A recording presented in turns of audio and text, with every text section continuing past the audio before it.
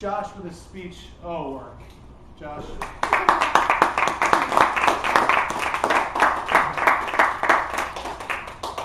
Mr. Toastmaster, fellow Toastmasters, thank you for the opportunity to speak to you this evening. Last night, I was laying on my couch. It was a cool 71 degrees, and I realized that it was probably a little bit too cool. So I whipped out my iPhone, and I opened up my nifty Xfinity app, and I changed the thermostat to 74 degrees. And it felt a little bit better. But as I was with my iPhone, I realized that I have about 60 apps that I never really use. About 5 of them I use, and about 60 that I don't use.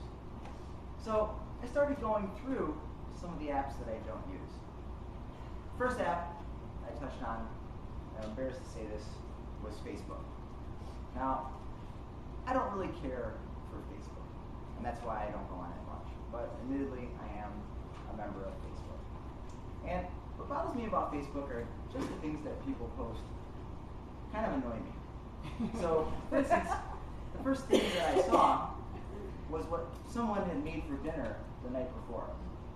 And I couldn't even tell what it was, and I didn't care to read the description. So I moved on to the next one. And I found out that someone I went to high school with was in Barcelona. Wow. And then my favorite thing, or I guess you could say least favorite, was someone posted their bike route. And they had biked 17 miles, and you could click on a link to see where they biked, as if I really cared. So I closed Facebook, and I moved on to another social networking site, which I'll probably have some disagreement with from members of the audience, which was LinkedIn. And LinkedIn drives me even more crazy than Facebook. Now, the reason being, and I understand LinkedIn has benefits for certain reasons, but my inbox is cluttered on a daily basis with emails and updates about people's added skills. And most of these are people that I did my MBA program with who are trying to beef up their profile to get more attention. And a lot of it's embellishment, but some of it is just crap. For instance, someone had put on their added skill section that now they are capable of professional services. Okay. Another had added digital strategy. Who is that? So as I continued to be upset with LinkedIn, peruse further down the homepage of LinkedIn, I found an interesting article, and the article was entitled, "The Top 10 Reasons People Hate Their Job." So I thought, this actually looks somewhat interesting, and I opened it up. Now, I don't hate my job. I don't love my job.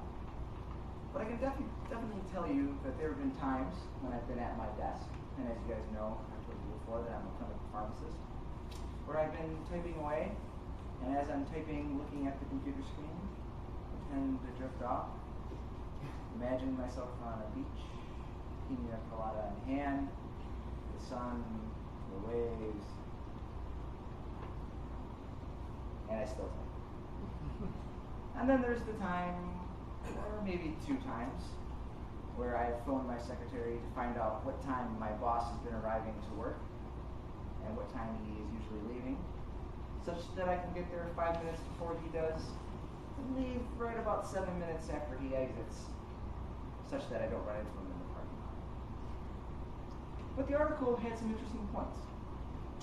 And while there were top 10 reasons, I thought the number 1 reason would be people would be upset with their salary. And interestingly, it actually wasn't even in the top 3. It was number 5.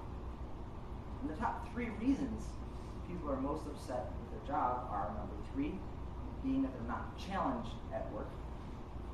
Number 2, that they have no or have lost their passion for their job. And the number 1 reason being that their boss sucks. So this kind of rang true for me, and I thought about it. I thought about, geez, I would love to make more money. I mean, I'm totally worth more than I make, right? And we all are. But then I thought about, is money really that important? I think it has its factor. But then I thought about being challenged and what a challenge in your job does for you. And when you're challenged with your job, you don't have time to worry about not making enough money. You don't have time to be bored because something is keeping you interested and keeping you engaged in your work. Second, having passion is very important because when you're passionate about what you do and what pays you, your job doesn't feel like a job. It feels like fun. And then money becomes second. It's not as important as the passion for what drove you to your profession. And finally, thought about what if you do, or what do you do if you have a boss who sucks? And I thought back to my MBA classwork and the classes I took in leadership. At the time, I thought leadership coursework was very trite and quite boring. But I remember that being an effective boss is being an effective leader. And those who aren't effective leaders over time should find their way out because they'll realize that they're not developing organizational skills or organizational goals. But being an effective leader has a lot of different roles. So for instance, instead of micromanaging, it's important to give direction. And instead of criticizing work, it's important to provide possible alternatives. It's also important to be a successful communicator and to be approachable, such that you don't suck and that people will want to work for you. Finally, there's one concept that you can really think about if you're a boss or for your boss, is the concept of whether or not you work for your boss versus working with your boss.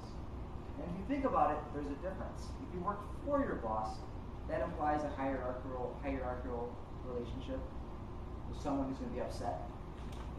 Versus working with your boss is different because now you're colleagues, and that promotes for a better workforce. So in summary, next time you're upset and you're going on the beach, try to find something that gives you a challenge. Perhaps get involved in a project that will bring you back and re-engage you in your job. Second, think about your passions. If you went into a career, what was the passion that drove you to that career? Why did you go into that profession? Perhaps that you can find that and bring it back to resurrect what you're doing. And finally, if your boss sucks and your boss isn't the greatest person that you want to work with, well, hopefully that boss won't be there forever. But if things don't change, perhaps that's a reason to find a new boss.